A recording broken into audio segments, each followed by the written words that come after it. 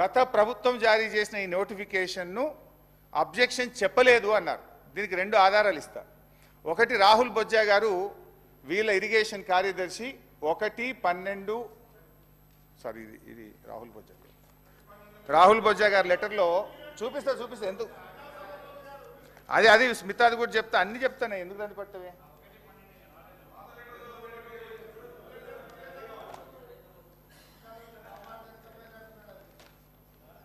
నీకు ఆ వ్యంగ్యం తప్ప నీకేమొస్తుందో ఇంకేమైనా వస్తా, అది నీకు గద్దప్ప ఏం రాదు నీకు.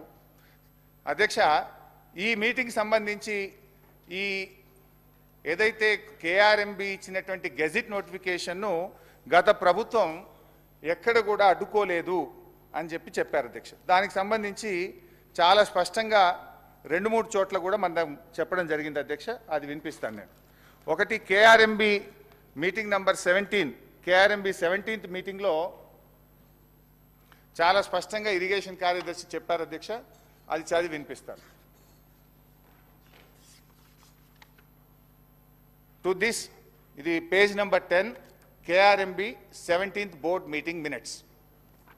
To this, Special Chief Secretary INCAD Government of Telangana stated that they did not agree for transfer of the components of Srisailam and Nagarjuna Sagar and stressed that the matter may be referred to Apex Council to discuss common assets and review the Gazette notification number 2842E dated 15/7/2021. అంటే KRMB ఇచ్చినటువంటి gazette notification review చేయాలి, దీని మీద నిర్ణయం తీసుకునే అధికారం లేదు, దీన్ని అపెక్స్ కమిటీకి రెఫర్ చేయండి అని చెప్పి ఆ రోజు చాలా స్పష్టంగా మన ఈ రాష్ట్రానికి చెందిన స్పెషల్ చీఫ్ సెక్రటరీ గారు KRMB మీటింగ్లో చెప్పారు. ఇది అవాస్తవం నంబర్ 2. ఇకపోతే దీంట్లో ఇన్ఫ్యాక్ట్ మీ రాహుల్ బొజ్జా గారి లెటర్లో కూడా చాలా స్పష్టంగా ఆయన కూడా చెప్పున్నారు. మూడో విషయానికి వస్తే అధ్యక్ష, రాహుల్ బొజ్జా గారి లెటర్ కూడా చదివి వినిపిస్తుంది అధ్యక్ష. ఇది రాహుల్ బొజ్జా గారి లెటర్ డేటెడ్ 27/1/2024, 27వ తారీఖు రాశారు.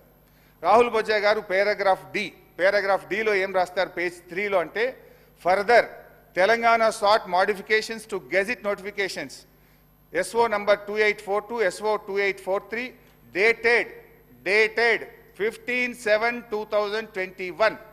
అంటే అప్పటి ప్రభుత్వం 15/7/2021 తేదీ నాడు ఈ గెజిట్ నోటిఫికేషన్లో మాడిఫికేషన్లు చేయమని ఉత్తరం రాసిందనే విషయాన్ని